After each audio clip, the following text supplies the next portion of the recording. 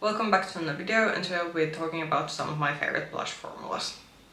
Today we're going to be doing something fun, so we are going to be talking about blushes. I think I might have done last year I don't think I may have done a dedicated, no wait. There might have been one previous video on my channel where I have been going through my blush favorite, but I thought that again, since we are still on the blush train that we have been on since like I think now 2 years almost, I thought it would be like good to do a video where I would go through sort of my favorite blush formulas and why I like them. Altogether there's gonna be a bit more like glowier blushes and then a bit more satin-like blushes and then a bit more matte blushes. Something that I do in terms of glowy blushes, what I am a bit picky about, that I don't want my blush to be a shimmery eyeshadow, so there is a certain limit, for example with glowy blushes, that from which after I go like that, okay, that's great, but that's not for me. But we do have quite a good range here. We have some high-end ones, we have some drugstore ones, and we have some indie ones, so we have a good selection. But let's start talking about these products and why I wanted to showcase them to you. So let's start with the high-end ones. So the only cream blush, and I actually have only mini version of this one because this is a brand that I can only buy when I'm traveling. So this is the Rare Beauty, and these are their original liquid blushes. They have now come out with a sort of like cream to powder hybrid blush, because unfortunately this is a hard brand for me to get. I haven't been able to try those. I am planning to. We have booked a trip during summertime to a few places, and I think I will be visiting a country during summer that does have a Sephora, so we shall see what I'm going to be shopping. But this is definitely a brand that I just can't go in store and pick out stuff when they release new things. So this is in the shade Encourage. I do think this has quite a good shade range altogether, and what I do appreciate is that, especially as someone who has a very large blush collection, that I was able to get a mini of this one, because this mini certainly goes out a long way. So I think that this definitely goes to the blushes, what I would call it's a cream blush that dries down matte.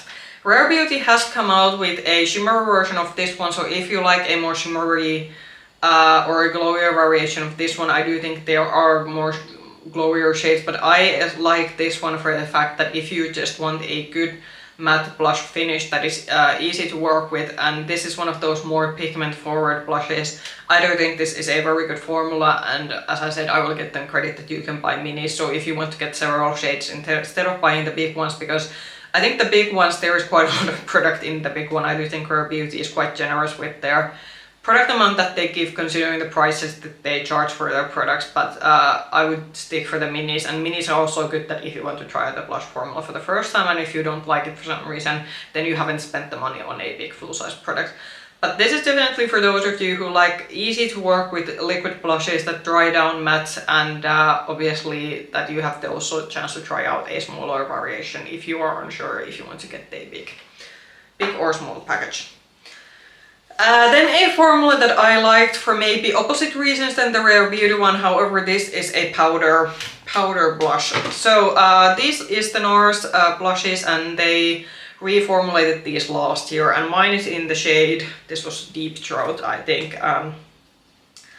So this is what I would say, I think the salesperson described this to me, that this was a more mattified version of the Orgasm shade, which I think is NARS' famous shade for being this very glowy orangey shade, but the Deep Throat shade is full-on matte. Why I particularly like this formula, and I do remember ranking this to my blush favorites from last year's product that I tried, was for the fact that this is one of those that if you're looking for something more buildable, then you are gonna like this one. So this is definitely that if you're looking for something pigmented on the go immediately, this necessarily won't be the one. However, I actually just finished filming my collective makeup review video where I have one of the NARS' face palette from this summer, and with that one there seems to be a bit of the blush in that one, even though it's supposed to be the same thing that is in these individual blushes, it was a lot more pigmented, but at least this particular shade, it is more on the buildable side, and that is why I actually like it, because this is good for the days when I want something that is not maybe so pigment forward, but something that is buildable. And this looks very effortless and smooth on your skin, even on because I'm someone who's in my 30s, so even on my type of skin where there's already a bit of texture, this looks very smoothing, and it is very easy and effortless formula to work with. Then I'm gonna be discussing the next two formulas in face palettes because I have them in face palettes. However, it's pretty good because I have been able to like try out different shades of what I would presume is quite of a similar formula. So first we were talking about Tarte, and this is a Amazonian Clay Cheek palette. This is their holiday palette from a couple of years ago. We are talking about the blushes specifically in this one, so I'm not going to be discussing because this has the Park Ave bronzer. We are not going to be talking about that in this particular video. This, I would say, the Tarte. Tarte formula, again, I think this is good for those who are looking for a more, what I would say, a buildable blush formula. So again, this isn't something that you're gonna be getting heavy pigment on the go, but this is again for you who wants to build your blush and wants to have some more control over it. I do think that the shade range of these, I have looked on Tarte's websites. The shade range on this one is what I would say a very there you aren't gonna get anything like super extraordinary in terms of shades. This is a very like what I would say basic shade range for blushes, and I do think that on their website they might have one individual shade that is a bit more like punchier, like is this bright Barbie pink, because at some point all the brands came out with a Barbie pink blush. But I do think the Tarte shade range generally is done from more maybe to this kind of everyday makeup user. So again, I think this is a very easy blush range to shop if you're someone who's looking for maybe more office appropriate, or you're at a work environment generally that you have a pretty strict code that what kind of makeup you can wear, or you just want something very easy and something, as I said, everyday friendly. I do think the Tarte formula and the Tarte shade range in general with these blushes, it is more appropriate for that kind of makeup style. Even though this is getting a bit older, I do have to say the formula still work out very well, and I do think that again, for the more buildable blush lover, this is a good powder blush formula. So the last of the high-end blush recommendation, this is definitely something that you have to be willing to like admit that you want to spend more money on this. So I have said previously that for me Pat McGrath does the like best blush formula from high-end brands. I would say that this is a more satin blush formula, but I do think it actually helps with this one because I think it helps that it will suit much more like wider range of skin types, so even a more mature skin would probably enjoy this blush formula. This is very obviously, these are very pricey. I would recommend checking that are you able to get these cheek products in some sort of a palette format, because then they are bit better deal than buying them individually. But if you really want to splurge on your powder blush, especially from high-end blushes, this is something that I would recommend. So even though Pat McGrath, they maybe don't do anything that exciting in terms of eyeshadows anymore, I do think in terms of blushes, these blushes are worth their price, even though they are quite pricey. So from Indie, we are first gonna be talking about this one. So Blend Bunny did a blush palettes a few years ago, so this is an older product. I'm a bit unsure that can you actually get these anymore. However, what I do have to say that if you are able to get this, this is definitely what I would say is one of my favorite like powder blush formulas from indie brands. This is a very pigment forward formula, so if you don't like super punchy pigmented blushes, then these blush palettes are not gonna be for you. But even though they are pigmented, they look very smooth on your skin. Definitely a more matte blush, so if you want a more glowier finish, then these again are not gonna be for you. And also this is one of the few blush palettes where I actually do like mixing the shades together. I don't usually mix in my blushes between even though they're in the like same palette, but with this one I actually do like mixing in my shades and creating a sort of custom shades. So for the matte pigmented blush lovers, this is a very good recommendation from indie brands. Then let's go to some cream blushes. So from P. Louise, which is a sort of UK brand, and I do think this is a privately owned indie brand. I do know this is a very I would say a bigger brand, but this is still something that I categorize as indie brand. So they have these cream blushes, and these are their sort of OG. This is one of I think the products that made them pretty popular.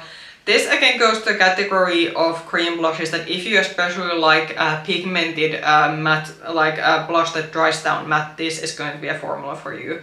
There is big difference like how punchy these are on the go, so I think I discussed because the pink shade over here is something that I got with their holiday sort of products from last year, and this is something that I've gotten individually. So this is actually was a this sort of like terracotta shade over here is actually something that was a bit more buildable. But then this one, because this has a very strong white base to it, was actually very punchy on the go, which resulted in the first time for me having like clown cheek. So with these ones, there is a bit of variation of how punchy they are on the go depending on the shade you get. But altogether, this is a very sort of effortless formula to work with, which is more pigmented, but is very easy to work with. And if you're looking for a cream blush that dries down matte, then these Peel Loose blushes are very good. And you get a lot of products. Peel Loose goes with the pricing, they are pretty mid-range brand, what I would say in terms of pricing, but you do get quite a lot of products. And if you want to try out several shades, I think they are having always an deal on their website where I think if you buy 3 blush shades, then you get a discount from them. So if you're looking to try this out, you can sort of take advantage of the discount.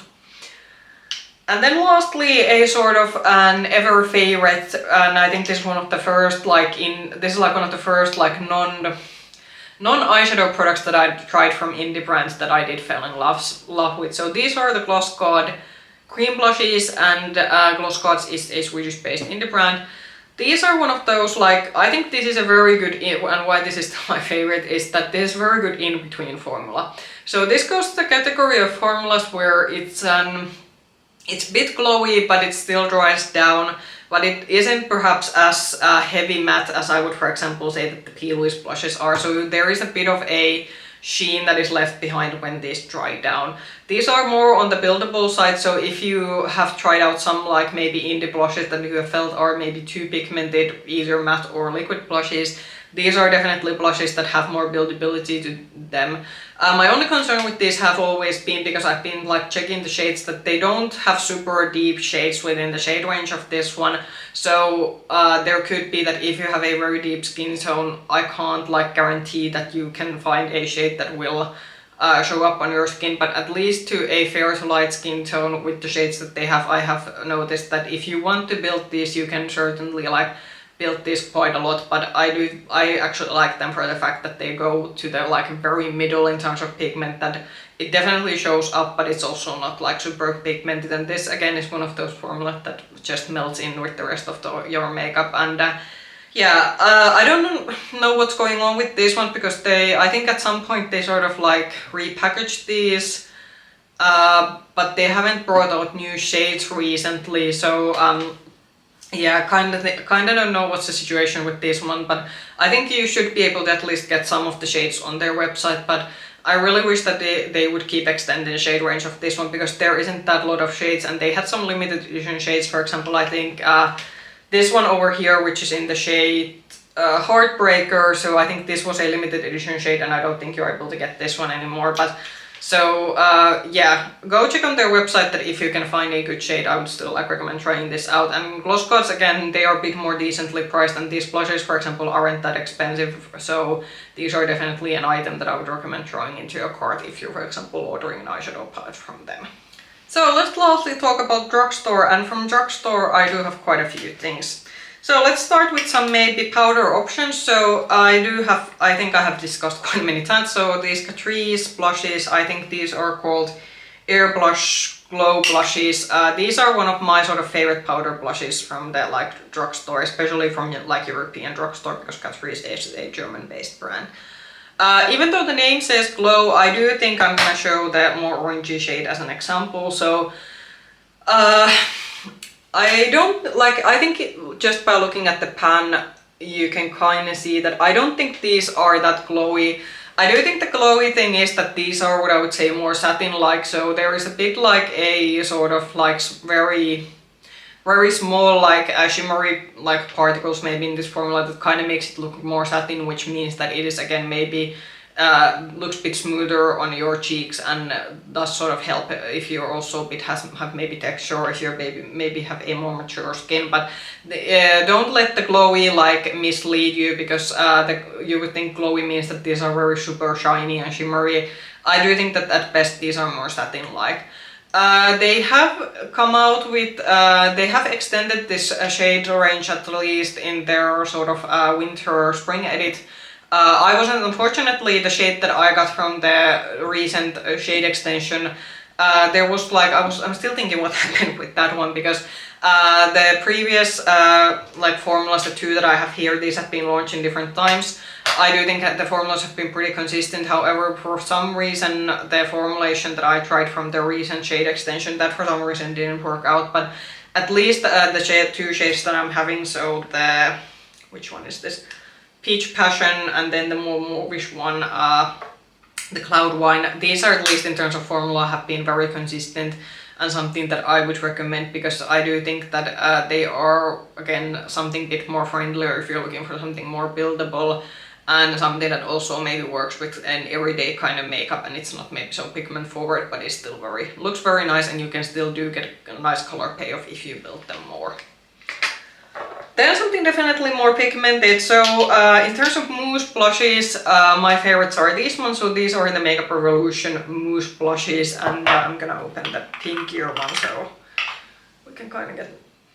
So this goes to the category of blush formulas that is very pigmented. So if you don't like pigmented, super pigmented, and especially matte drying blushes, then maybe skip this. But if you're someone who, like me, who also likes their more pigmented blushes on some days, this is a very good formula. And even though these are very pigmented, again, these blend very nicely, and it's just a very effortless formula to work with, which was quite of a surprise, because when I initially got this, and I had some hit and miss luck with Revolution's cream products previously, so I didn't know what to expect when I went into this. But these are definitely a cream blush formula from Revolution, and especially from Drugstore, that if you are looking for a more of a pigmented cream blush formula that still is very easy to work with, I would go with these ones, because these are still one of, like, I think my all-time favorite cream blush formulas that I have tried, aside from the Gloss Gods formula that I showed with the indie brands.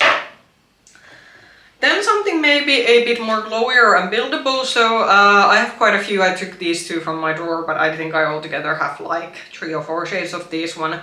So these are the MUA liquid blushes, and these are very convenient first if you're traveling a lot, because these will fit into the smallest of makeup bags. And even though the packaging kind of looks small, you don't need a lot of products per use. So I will still say that 1 packet of these will last you relatively long.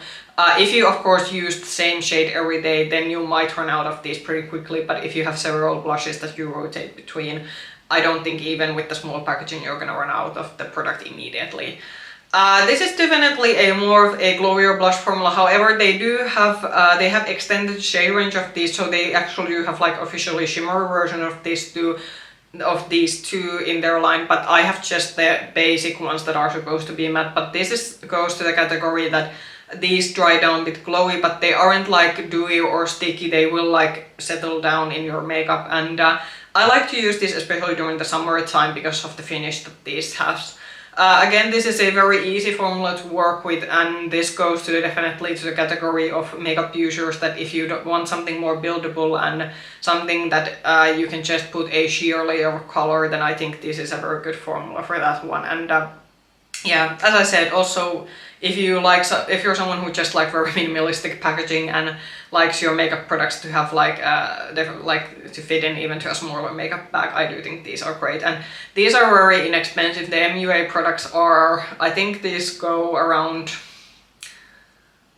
maybe like around 4 to 5 euros per blush, so these are very inexpensive also to get. So I think also if you just want to try out a cream blush formula the first time and you don't want to buy anything super expensive, I think this is a good brand to start with.